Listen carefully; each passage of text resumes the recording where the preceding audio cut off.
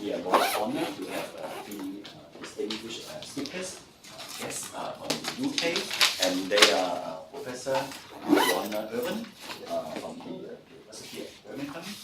We have Dr. Martin Howard from Staffordshire University, and also Dr. Echo Young, our alumni, old friend, and she's now teaching at Liverpool John Moore University. And they have a common research interest that is on people with disability and also with ethnic minority background. I think we better proceed. Before proceeding to the formal presentation, just a token of appreciation. We have some simple souvenir. So yes, we need to do it quickly. So I do it in one go. Thank you. Okay, so I pass on the time to the three of you here. Okay.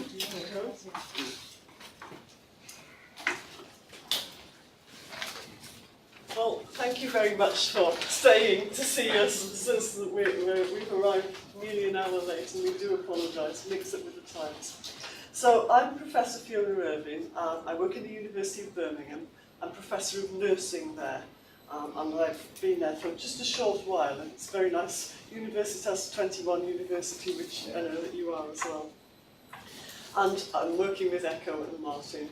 We undertook this study related to social care for people from Chinese backgrounds who live in the UK, and it's a collaboration between the University of Birmingham, Staffordshire University, and Liverpool John Moore University. So this is us, the team, in our office. This is a National Institute for Health Research, School of Social Care Research funded project. So that's an organisation that's the government organisation really that calls for commissions for research, and you put in your proposal and they make a decision as to whether they wish to fund you or not. And they particularly were interested in experiences of people from black and minority ethnic groups, and hence, because of our interest in working with people from Chinese backgrounds, we worked together to put this bid in. And we were specifically looking at levels of satisfaction amongst people who were receiving social care in the UK.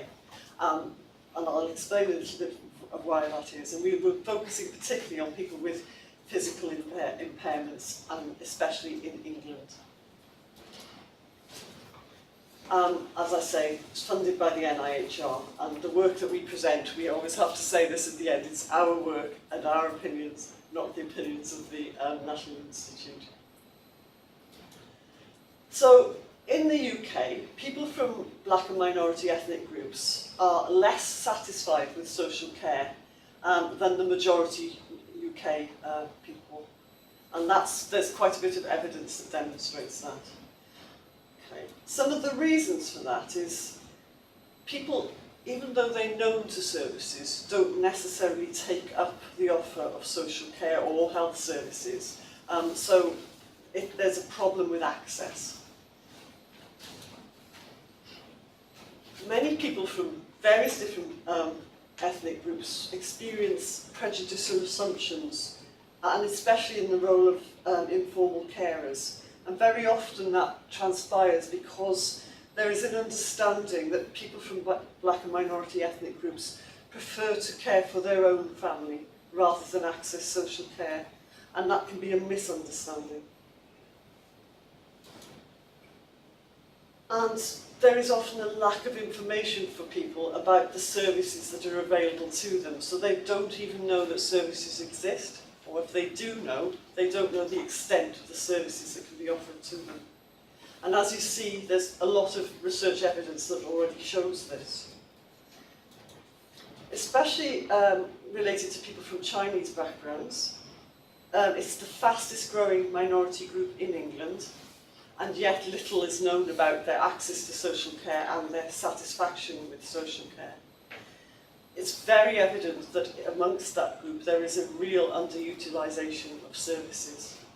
And some of the explanations for that are, again, a lack of knowledge about services, and that's some work that Echo's done previously. Certainly a problem with language differences.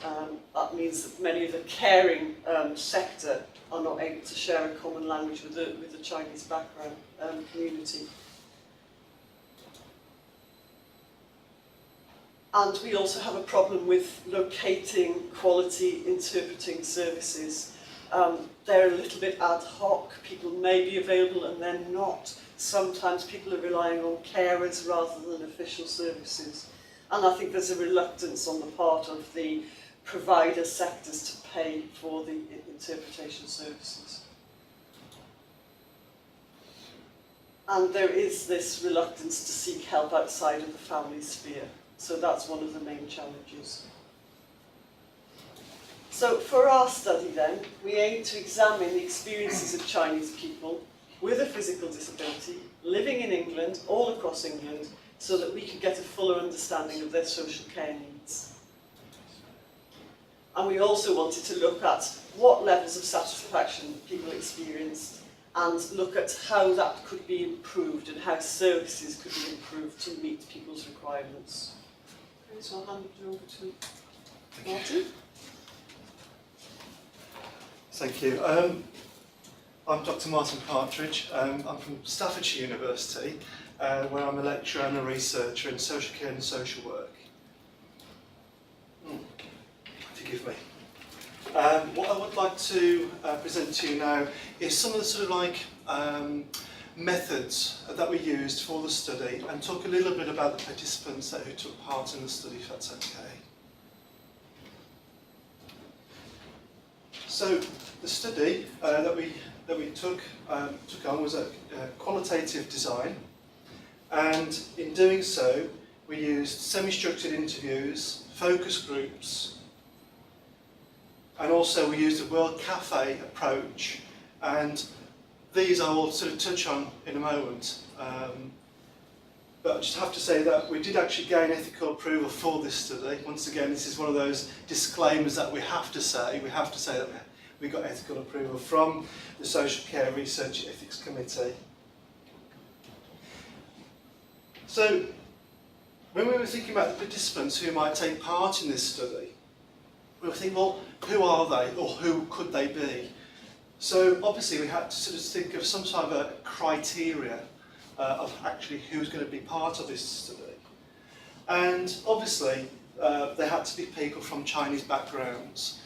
Now, we use the term Chinese backgrounds because within the UK, there are a lot of people from different Chinese backgrounds, such as different cultural groups from different parts of the world who may have travelled to other parts, like Singapore, for example, and so on and so forth, but had a heritage within China.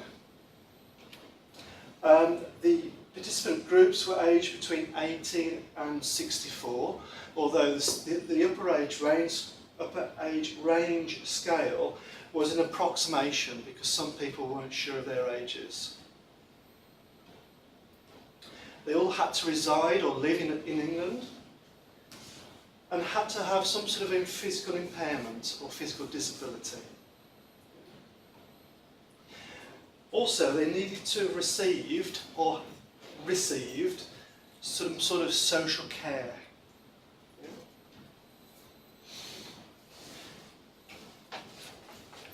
So we had our criteria, so then we had to sort of think about, well, how are we actually going to find people?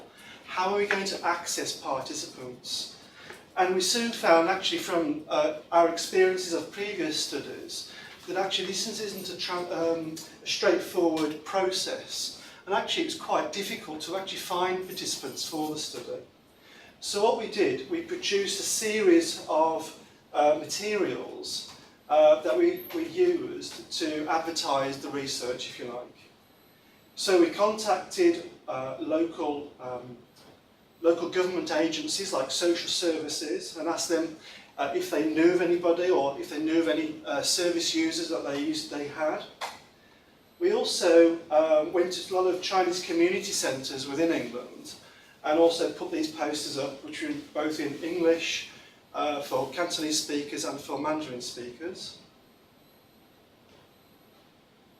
We also contacted Chinese supermarkets where we advertised and put these posters up. And also there's a magazine called Community Care, which is quite a well-known magazine in the UK for practitioners, social work practitioners.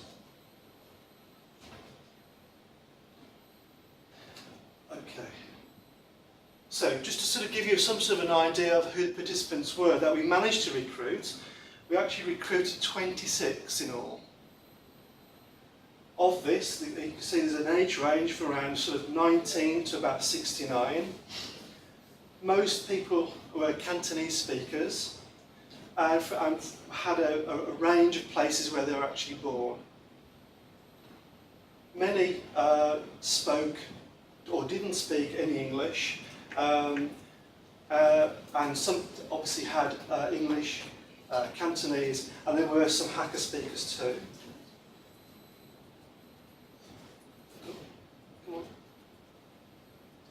Okay, so just think about the actual research methods that we used. With the semi-structured interviews we used, we had a team of 2 Chinese-speaking researchers and 1 English-speaking researcher. Now, interviews actually took place where participants wanted to actually do the interviews, which tended to be in Chinese community centres or in their own homes.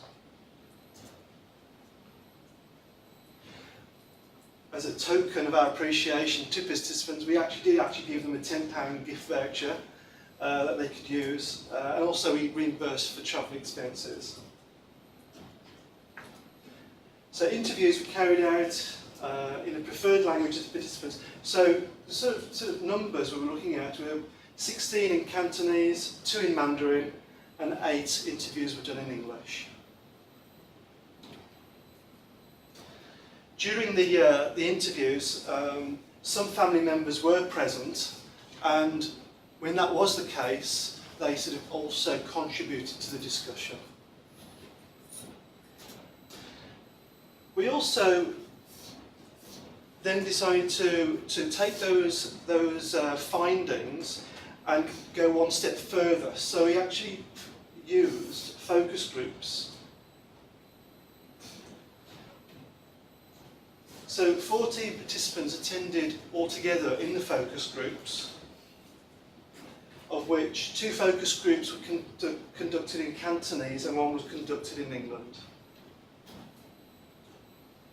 All the focus groups took part in Chinese community centres where participants had consented to actually do the focus groups, and which was a real nice link back into the Chinese communities within the UK.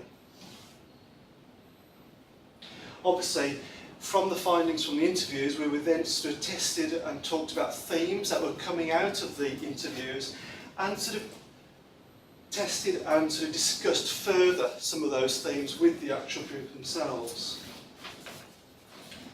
So there was a lot of reflection, and also it was a good chance to share experiences of social care services that people had actually used.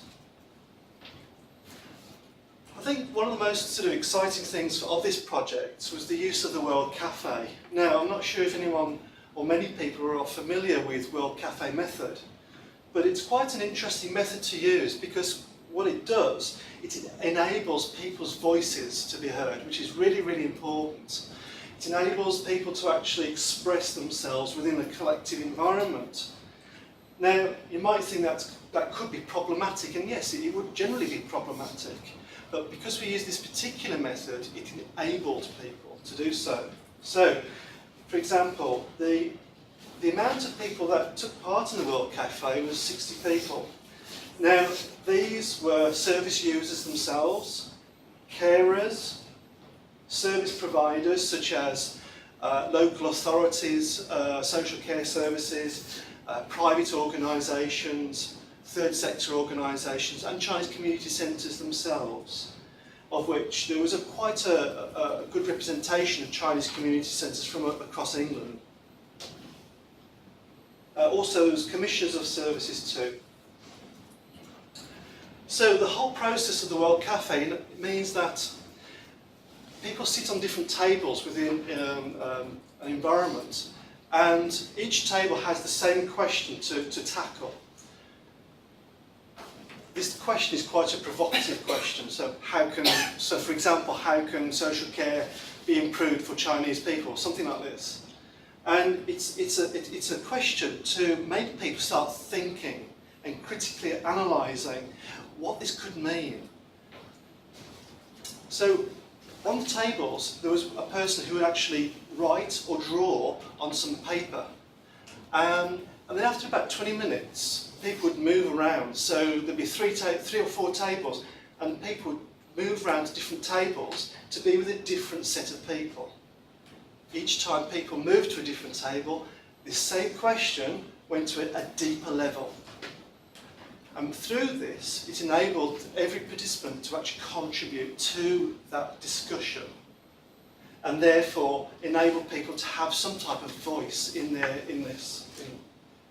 At the end of the World Cafe, we drew all this data together and fleshed out some of the key themes from this, which were a lot of sort of suggestions that we might want to talk with local services, but also the participants also really wanted their opinions and views to be made known to the central government. Okay. So if we think a little bit about the analysis then, I won't go through every single bullet point here because that could be a little bit sort of boring perhaps. But the analysis was generally a thematic analysis. So we went through the data, we coded, and themes emerged. We used NVivo to do this, but also in doing this, we were looking at each transcript individually, and the language used within that sort of those transcripts were also very, very important. So, for example, if an interview was conducted in Cantonese, it was transcribed into Cantonese and analysed. So it kept those language nuances within that. So the themes that emerged from the study, well, in fact, I'm going to ask Echo to talk about that. So, Echo, would you like to talk about some of the themes that came out of this? I can get the next slide for you. There you go. Yeah, I'm Echo Young. I'm the senior lecturer teaching on the social work program in Liverpool John Moores University. So we've been talk about some of our key findings here. So these are the key themes. I'll go through them. A lot of our participants, they talk about the difficulty they have when they try to access social care services. Here are some of the quotations here. The reasons they find it difficult to access service is mainly because they don't know what are available, what kind of service they can access, and also they don't know if they know that there's service they can access, they don't know how to access. So these are the main difficulties they experience. So it's very often it came to a crisis point that was the point they had to use services. Very often it's because their physical health deteriorates to a certain extent that require hospital admissions. So while they were in hospital, healthcare workers refer them to the social workers to carry out assessment. So very often our participants, they had to manage the care by themselves, most often being cared by the family, or if they're living by themselves, they have to manage the very difficult situation on their own until the point that the physical situation deteriorates to the hospital. Then they will refer to social worker for assessment. So here's some of the quotations. So Mr. Chair's wife talked about her husband had to stay in the hospital for 3 months. The other two.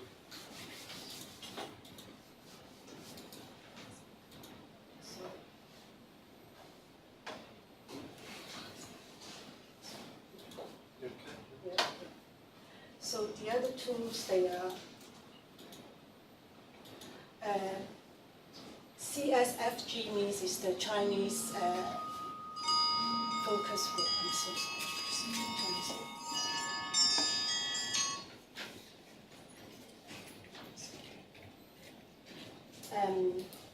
So it's a Chinese focus group, and this is the English focus group meeting. So the participants from both focus meetings just more or less we confirmed that they both found very difficult to access service until the point that which crisis they had to involve social care to manage the care before they went back to the hospital and to the community to live. So in terms of the quality of services, it was a little bit of mix of responses. Both participants found that the attitude of the staff, they found that they were not treated as human. So some of them, they talk about the care workers coming to the house to look after them, and they were just treated like one of the cases on the case note, so they didn't feel that they are respected and treated as human, but just one of the cases on the desk.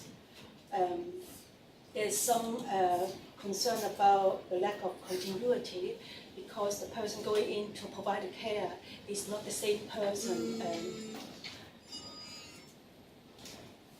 It's not the same person all the time, so they find it difficult to get to know the carer, and the carer at the same time they don't know what is the like and dislike of the service user. So that reflects that they are not so happy with the quality of services they receive.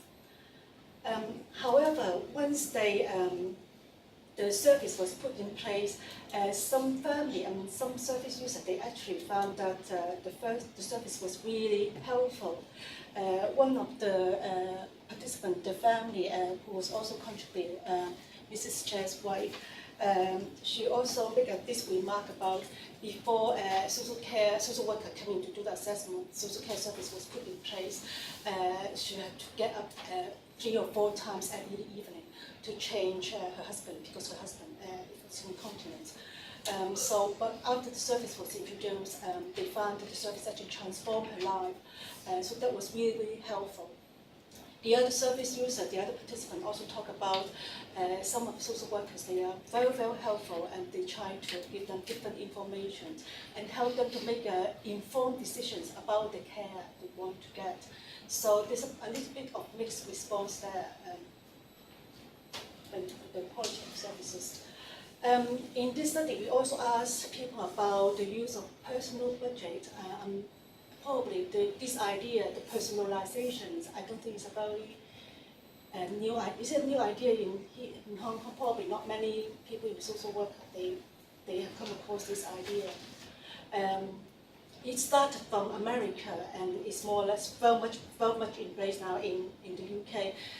The whole idea about personalization is trying to promote, if I put it simply, is try to promote and encourage more control and also choices in the design of the social care of service people want to receive. What happens normally, for example, in some of the people we interview, the social worker, after they've done the assessment, and they feel, the social worker felt after the assessment, they felt that this family or this service user, they can use personalization, use a personal budget. Social care will give an amount of money to the service user. Or maybe in some cases, if the service user, they cannot make the decision, maybe the family can help them to make decisions. So the family and the service user can discuss with the social workers and talk about what services they want. And then they can use this budget to go out to buy some services from some service provider. Most of these service providers, they are not local authority providers, so they could be from some charitable organization, they provide this kind of services. So what happened, they enable people to have more control so they can go to choose the services that fit their most, and they have more choices in the process of design of the care they want to receive. But when we ask participants about the understanding and the use of personal budgets, most of them actually, they were not aware that exist. And some of there's only about, I think, 4 participants. They talk about, they heard about this kind of service, and some of the family, they have used the personal budget. For a couple of participants, they found that this type of personal budgets, when they try to use these services, It's a very complicated process because it requires a lot of knowledge to find the carer, and because they also need to pay this carer directly, and they also need to organize the insurance, and if the person becomes sick, they need to find another person to cover the care. So some of the family, even in this from this quotation, you can see that even the family, the daughter, she can speak fluent English, and they find the process is just too complicated for them to follow. In the end, they decide not to use a personal budget. So in the end, actually, the family themselves, they organize the care for the mother in this case. And some people, while they were using this budget, even though they are using personal budget, we found that some participants, they are not very clear about what the budget is for. A participant talked about, oh, I thought this, the money I can use to buy a meal or pay some of my electricity bills. So it reflects that although personal budget is a great idea, however, when it comes to delivering and using it within the Chinese community, people have very limited understanding of the usage of personal budgets. Excuse me, can you explain what is personal budget? Oh, okay. So like I said before, in the past, right, social care was mainly provided by social services by the local authority. So in Hong Kong, probably by social welfare department. Right? So social welfare department or employ some carer, like home help. Yeah. So if people Voucher, sort of voucher system, right? Oh, service voucher. Similar to Sort that. of. Yes. So they're given a budget Yes. where Yes. they can buy services. Yes. So the personal budget basically is like the voucher. So people have this budget. So the local authority give them maybe say £300 a month. So that will allow them to to employ a carer, a home help, to go into the house, maybe cook them dinner, or sometimes if they want the person to take them out to the community to do shopping together, or maybe to the park. So this personal budget, those vouchers, they can use to purchase these services from some organizations because they cannot do it on them by themselves, right? But like I said, because they need to arrange the payment for this carer. So it's very complicated. They need to make sure that this person is insured, and they need to make sure the money is paid into their account weekly. And if this person become unwell, they need to find another person to look after them. So it's very complicated, and that was one of the reasons some participants decided to stop using it. So if they stop using it, does it mean that they have no more social care benefits? They need to inform social care, and then the budget will stop. And then what kind of help can they get? Do they So have a choice? sometimes in this situation, the participant, it's the family continue to provide the care. Oh, that means the entire Britain is adopting personal budget. If you don't It's use it, then you don't a have any- push there. It's a huge push there. But some people, for different reasons, they cannot manage personal budget. For example, if they have, I know, but do they have a choice? If they don't want personal budget, do they still get service from just like the old days? Yeah, basically, if they don't want to manage it themselves, it can revert back to the state then providing a service. Or the traditional that's- way is still there? And that service doesn't necessarily meet their needs. Okay. yeah, That's the whole point of having the personal budget, so it would meet their needs. yeah, and the choices were very limited, isn't Yes, it? Yeah. yeah. So there may be a waiting list there. So it's very difficult if they can't use the budget. There's options yeah. there. Yeah. Yeah. Sorry, But- but are there any regulations on how to use the personal budget? Yes, there's guidance and regulation. So they cannot use the budget. For example, like I want to spend the money to buy a camera or a new mobile phone. No. So it is about the care. So it's after the assessment is done, so it determine depending on the level of the care. So that will determine the amount of money they will be different. Also, another example, sorry, Yeah. for that is that if they're living with family, they can't use that fund to purchase a family member who they live with to provide that service. So it has to be someone that does not live with them.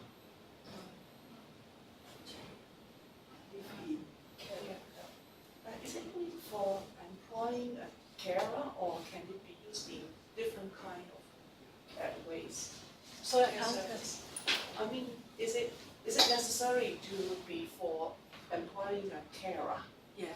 No, it can No. be for food, it can be Or can for be for other things? medicine. No. No. It's mainly care. So it's personal care, could be helping them to toilet, maybe to have a wash. It's about personal care. But this guy said I can spend personal budget on Yes, that why I put it here is to be fact. Actually, they This don't is wrong. understand it. They don't understand it. See, So we asked some people, the participants, most of them, they haven't heard about it, so they haven't heard about it probably. They couldn't use it.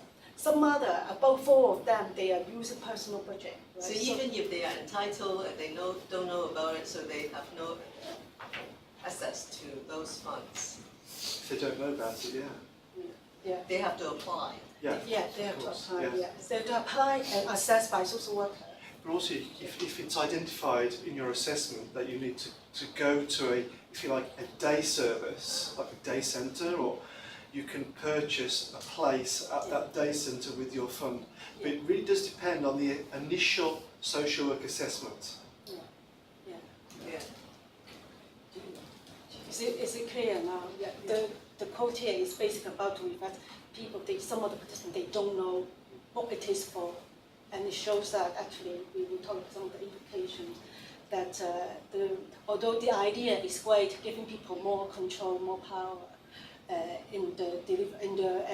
during the assessment process, when they put the care package together, but really when it comes to delivery, the practice, implementation, actually people, they still don't know how to use it.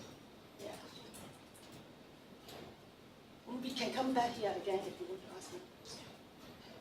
So yeah, so just to sum up very nicely what I just want to say. So the wider concept of personalization and the very important element about what we call about co-production is lacking, and it's very notable that from our participants, they don't have a very clear and good idea about what it is, personalization and the use of personal budget, what they are about.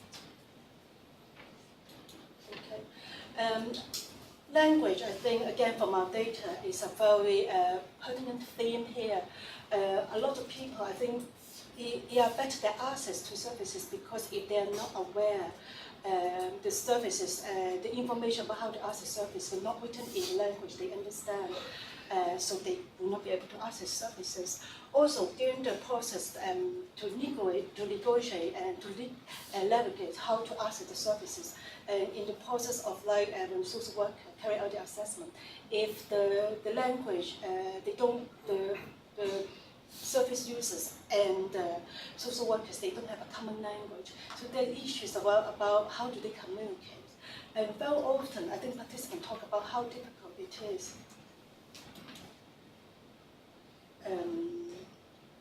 And this one, we talk about when they come to the home care, actually the home help went to the house to help the person. And sometimes because the person came in, they don't speak Chinese, and they have to use gesture to communicate. So it is quite difficult, and sometimes, as you could imagine, it could lead to a lot of misunderstanding. And so to overcome the difficulty about language difference is to involve interpreters, right?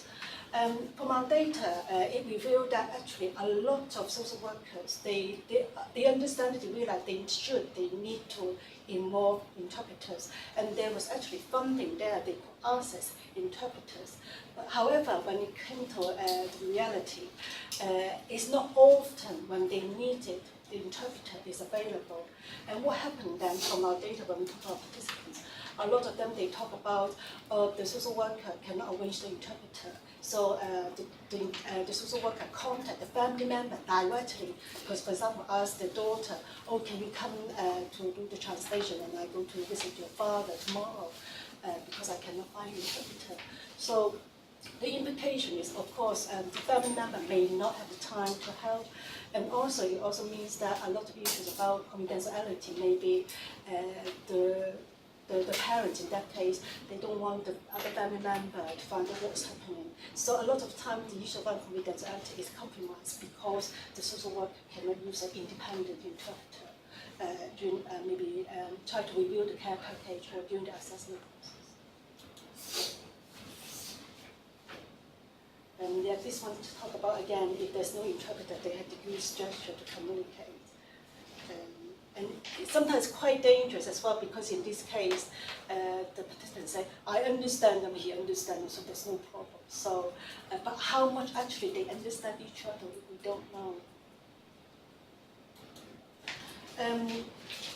From our data, we also find that a lot of participants, they have a strong desire to feel that there's a need for more culturally sensitive services. A lot of participants talk about the importance of food preparations.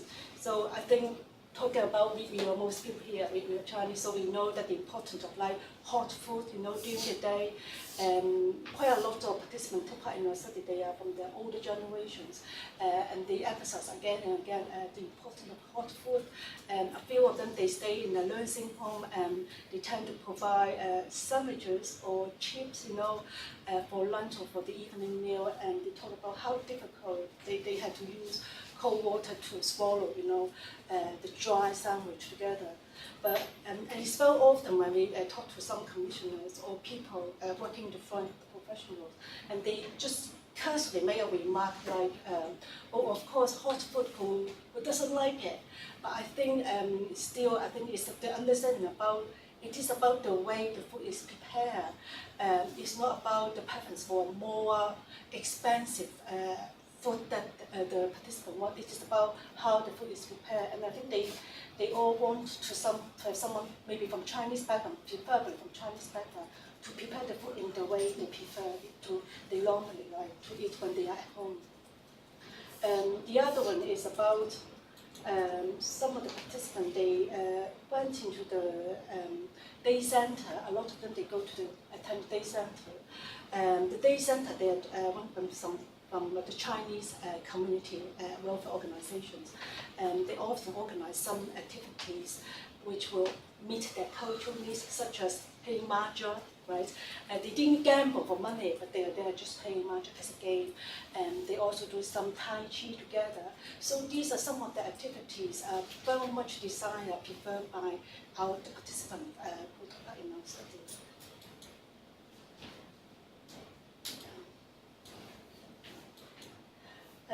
The other key thing we identified is about the preference to rely on the personal resource.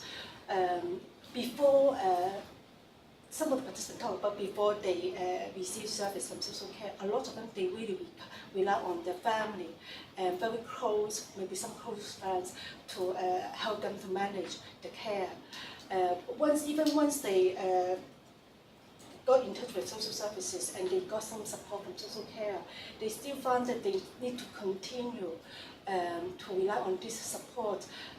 For some of the things I mentioned about the use of interpreter, families often still call upon to come to interpret for the family member. Sometimes even they have home care coming in to help them to organize, to manage the personal care. It's still not quite adequate to meet their needs. So sometimes they still need to ask their friends or close family member for help. But from our study, we found that because you could see from the demographic features earlier before, most of our participants, they are actually immigrants. So that means that most of them, they don't have an extensive family network in the UK, which implies that they have to rely on a very small social support network. And quite a lot of participants in our study mentioned that they are so concerned about this small pot of social support could be very quickly exhausted because they have to call upon the same person to help them all the time. So there's really a real concern among our participants that although they prefer to rely on family and friends to provide some care, but they, at the same time, they are aware they could not continue this sort of pattern of help seeking. And that was the reason some of them, once the social care came in place to provide care, they actually found that it's extremely helpful, and which means that even self-reliance, we often talk about in the Chinese community, is a very strong thing. Chinese people prefer to rely on themselves. We don't want to seek people, to seek help outside the family. However, when people in the UK, Chinese people, even in the UK, particularly from our study, we found that actually once they realize there's actually care, social care can provide some of the support services there, they can actually access, they really want to continue to use the services. The difficulty is about some of the services, they don't quite meet their cultural needs, and I think that is some of the implications from our study we will talk about.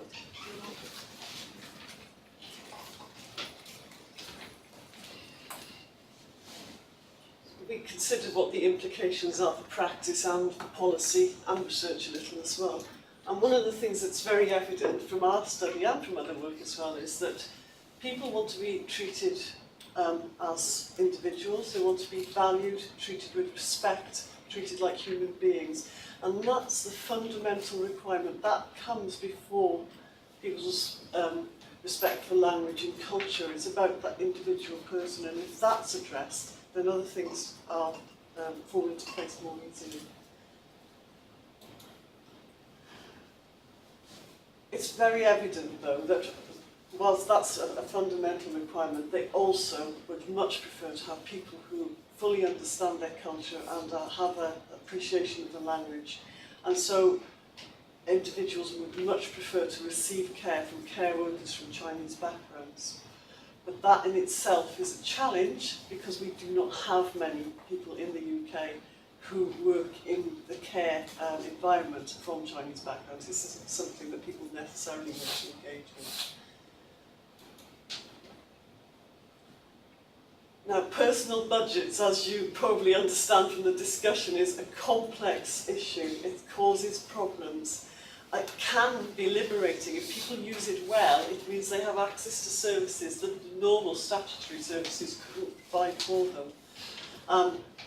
But understanding how it can be used and how it can be accessed causes problems for everybody, not just from people from Chinese backgrounds, but across the UK, really.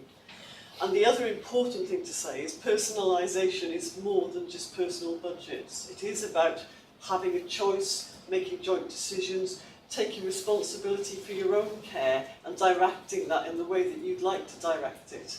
And that's where co-production comes into place, so that people work closely with their social workers, their care providers, to decide what their care package is going to look like.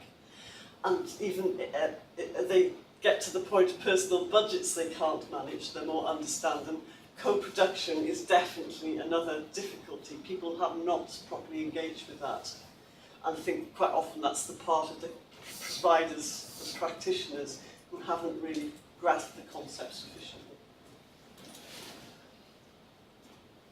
So there's very evidently an information gap, and that is people do not understand, for example, what personal budgets are, what social care they're entitled to, how they can complain if it's not satisfactory, and so much more information needs to be given to people in a way that they fully understand, that is culturally sensitive and uses their language. And so that's something that really practice has to get a grasp on. And really, people do need to understand about co-production if they are really to engage properly with social care and receive the best that they can from it. Then co-production is key to that.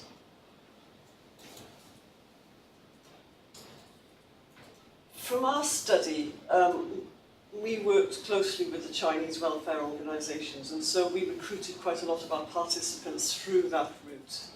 And what those organisations offer is something that the normal statutory services just can't provide, and that is a range of support that has the language appropriate for the clients, and also that is culturally sensitive, so does understand about the requirements for food, for different sorts of entertainment, for keeping fit, all of those areas that your statutory services do not understand the nuances of the Chinese population. So they can do things like find volunteers, get service users together to share experiences. They're very good at giving information that's understood properly. They're very good at pointing people to the right services that may already exist, or for brokering those services so that they can, in a way, translate the cultural and language requirements. And they provide services themselves, some of the organisations as well. Such as daycare, social care, so they actually have domiciliary care, some of them. They make the appropriate food that's so very important. But what is also evident from our study, and we know from other studies as well, is that the Chinese population in England is very dispersed across the whole of England. So there are pockets in some of the main cities. So there's a Chinese culture and community in Birmingham, in Manchester, in London, in Liverpool. But some of the other parts of the country where there are still Chinese people don't have those welfare organisations. And so somehow mainstream services need to work with the organisations that already exist in those areas to get best care for their clients, but also think about what they can do to take advantage of those organisations and spread their services more widely. So if somebody's in Scotland or Newcastle or Cornwall, where we will find people, they still receive best care. So they can help in terms of the social services can give information about the government. And the welfare organisations can help with disability training, with cultural awareness training, and there's some sharing to be done across the two different sectors there. So what we need to think about is, for policy, there needs to be some work done by the politicians and the policy makers to ensure that people are properly cared for.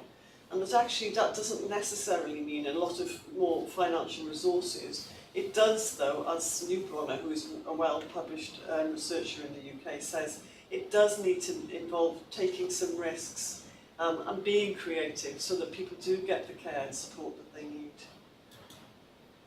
And we say very strongly that just a small amount of money from the policymakers into Chinese welfare organisations would help to achieve quite significant benefits for the Chinese community.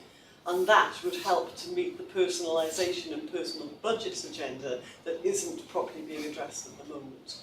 And we think that if that's done in a careful way, it can be done across the UK so that people, wherever they live, from Chinese backgrounds, get the support that they need. So we have an executive summary that we can hand out to you afterwards, and you will see in that we have some augmented reality. So although it looks like a hard copy, you can hold your mobile phones over it, and then we'll spring into action and talk to you. So please have a look afterwards. And I think we've got some, what's it going to spring into life? Oh. There we are.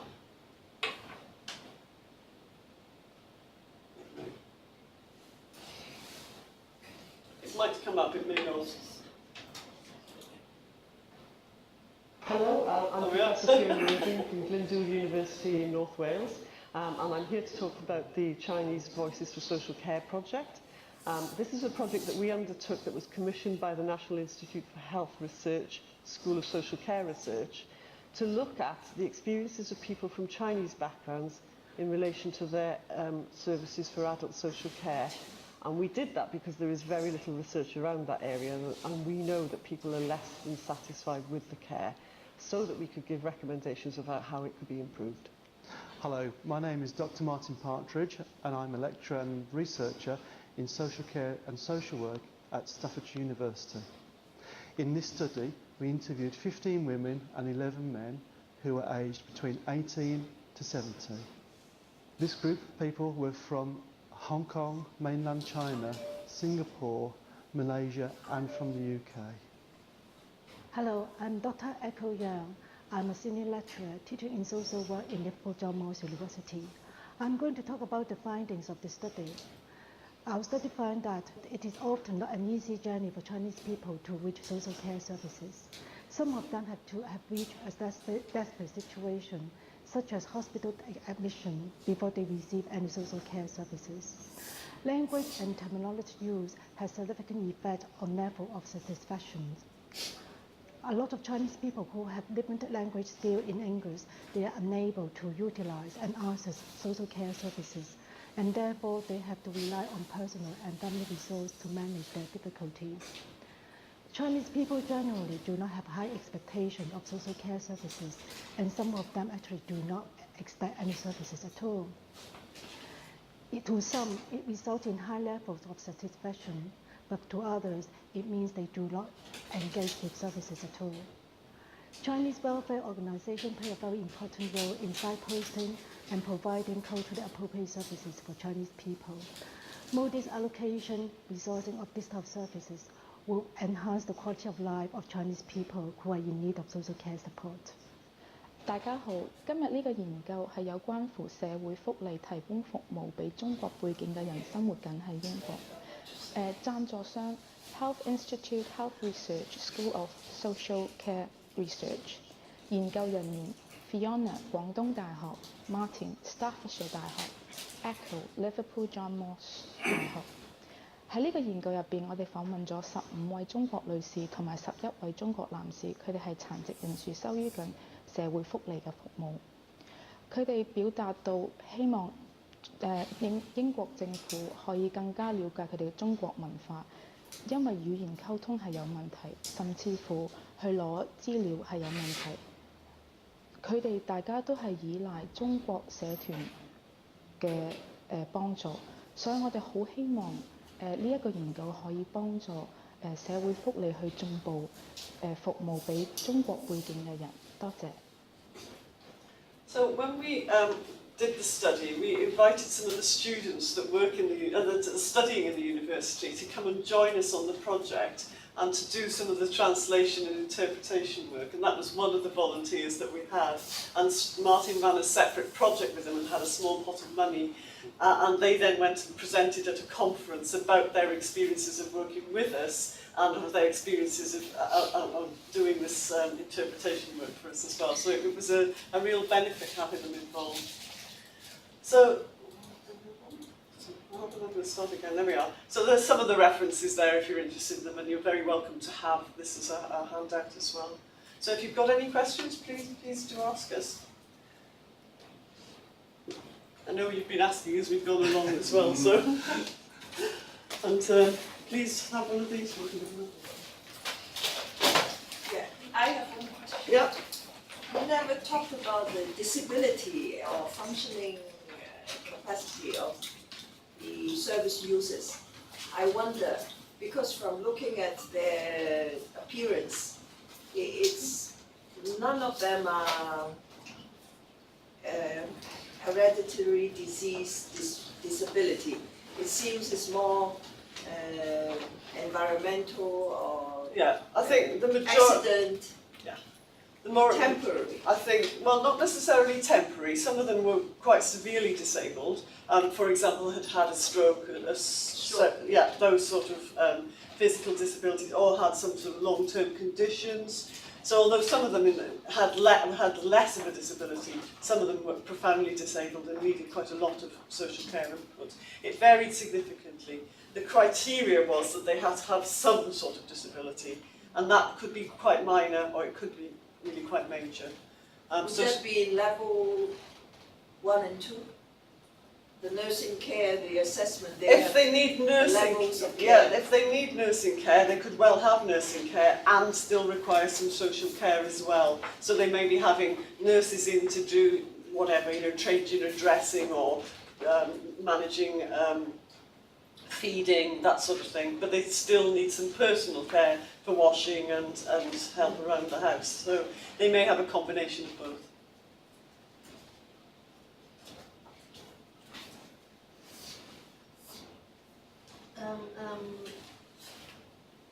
This is very interesting study, and is it common among ethnic minority groups that they have no access to service because they don't know? it's quite a common problem, and it's one that people are aware of and are making efforts to do something about it. However, there is, I think it's fair to say that it's not a massive drive, and so it's studies like this that need to raise that profile. So we know that they have trouble accessing services, but as I said, some of the literature suggests that in some respects there is that sort of understanding of that and the reluctance on the part of the services to intervene, because they say things like, oh well, they take care of their own communities, when the reality may be that actually it's an extra expense to provide that service, and so there's a little bit of discrimination that can happen.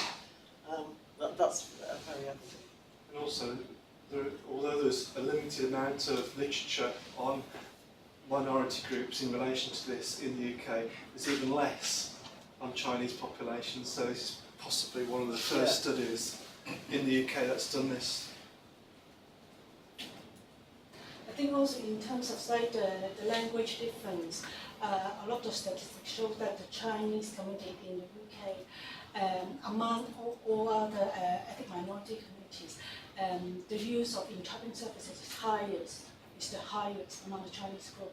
So potentially it could say that maybe the Chinese people are more difficult to access service because of the language. Services normally they're not produced in Chinese language, and hence it would be more difficult for them to access services. You have any idea of what percentage of people who have such need are actually utilizing those services? Any We don't, in terms of an overall understanding, the UK it doesn't actually know that, but you can make some assumptions based on the census survey that was recently done in terms of the percentage of the total population, and then the comparison of the percentage that accesses services. You have that information? Yes, the UK Chinese population about 285,000 in the last census. And the most recent statistic about use of social care services among the Chinese about 240 people with a physical disability. Very high percentage. It's a very small percentage. That's Small or recorded. high? That's No, recorded. it's Though. Yeah. It's a small It's percentage. impossible to Tiny. be 240 with such a population. It's 280,000. 28萬、24萬攞 service 喎，the 240幾 240. No, it's a very small, minute. But also it depends on the recording, because some of the Chinese people it may not be recorded. 0.1% Yes. of the population. It's too small. Yeah, I think the UK Chinese population about 0.7% of the total population. I may also share my personal experience when I was a master degree student in Manchester, and I did my master degree in the Department of Psychiatry in the Manchester University. So I really spent many months in our psychiatric outpatient clinic. Okay, but I have never come across a single Chinese mental patient. But say for mental disorder, it could be something rather mild, say what we call common mental disorder, say depression or anxiety. For this sort of common mental disorder, okay, they could survive without formal medical care. But how about say psychotic illness like schizophrenia? So it is basically impossible for a person suffering from schizophrenia without any proper formal mental health care. But that is the case. I have never come across a single Chinese patient.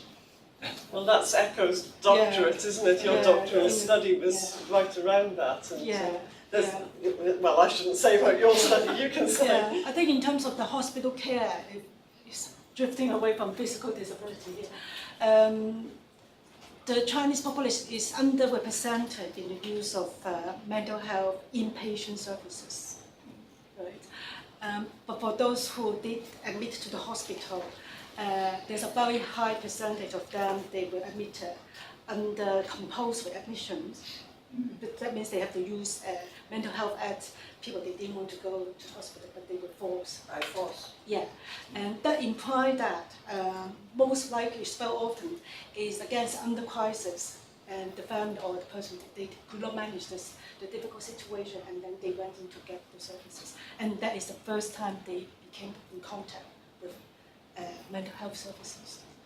So it's some of the key things we talk about. So it's a similar theme really in social care. It's a crisis point before anything happens, and in health and in social care. Yeah, with mental health, maybe stigma attached to mental illness is one of the key reasons why people are reluctant to seek help. Yeah, we didn't find that in this study though. Maybe it's not physical disability is not as stigmatized as mental health issues. It's very similar with learning disability, because my field is intellectual disability amongst Chinese groups in the UK. And there's a very, very similar sort of findings where a lot of people are not coming out, if you like. But this current study that we presented today literally was focused on physical impairment and not mental health or learning disability. Just want to know the development of personal budget in Britain, but I think it's a matter of the amount. Although there are many other barriers, like it's complicated to get a care or something like that. But how about the amount? Is it adequate? Like The financial amount. Yeah, I think it's pretty good. It's based on the assessment of the individual to see what services they need, and if they are needing quite a lot of input, then they'll have a larger budget to spend. So, down to money exactly. Martin, would you know, or just very individual? Yeah, I think really you summed it up.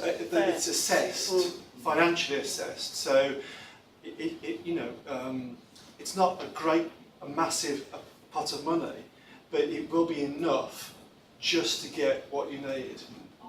So there's no sort of margin for, I think in the past 2 years, because the funding cut across the board, and when I talked to some of the people from the community, the Chinese community, they said some of the care package have been half budget. So it's become more and more difficult for people to manage to live in the community. Yeah. So they said they will be getting £300 a month, and then they now only got 150. And some of them, they have to supplement the budget, the care from their own benefits or maybe their personal savings. So it's getting more. And that's normally means tested as well, isn't it? So it's tested against, if say for example, if people have got savings, that will be taken into consideration. If they have no savings, they get a bigger pot of money. What is the tax level for UK? Personal allowance, I think about £10,000, isn't it? A personal budget. What do you mean? Percentage of like income tax. It depends on your income. It varies from salary levels. So the higher earner you are, the more tax that you pay. What percentage? No, Well, it can be up to 40%. So somebody else, a high earner, would pay 40%. In the range of 40% and then 25%. 25. Yeah. We have £10,000 personal allowance. So we don't start paying any tax until we earn 10, and then above 45, if you earn under £45,000 a year, you pay 25%. After that, it's 40%. So it's quite a big. Is the government cutting the budget for the traditional mode of subsidy? Yes. Yes. It is.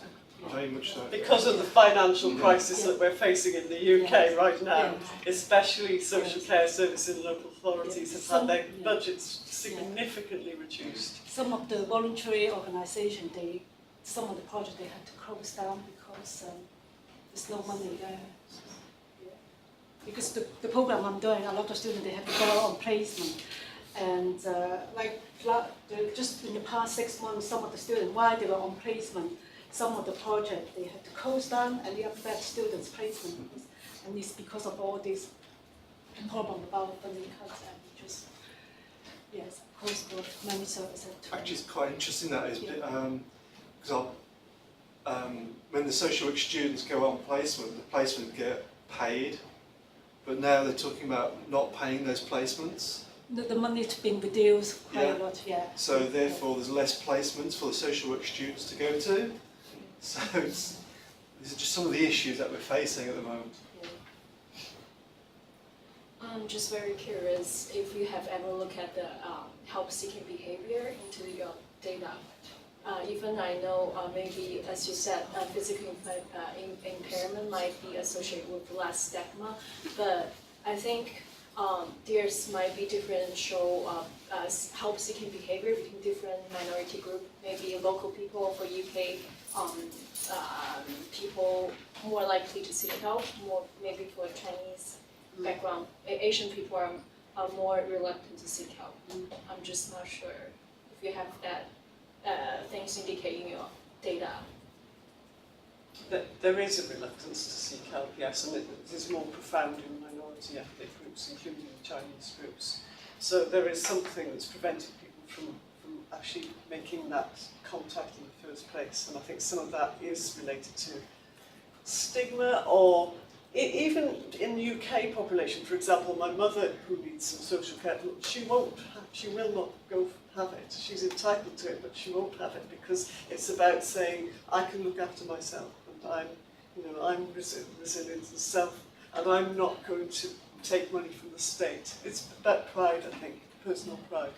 So that's evident amongst everybody, but I think more so amongst minority ethnic groups as well. Yeah, I think when you look at a lot of the studies that have been done across these sort of minority groups, these sort of common themes are coming out, such as language. That always comes into it, and family sort of support systems.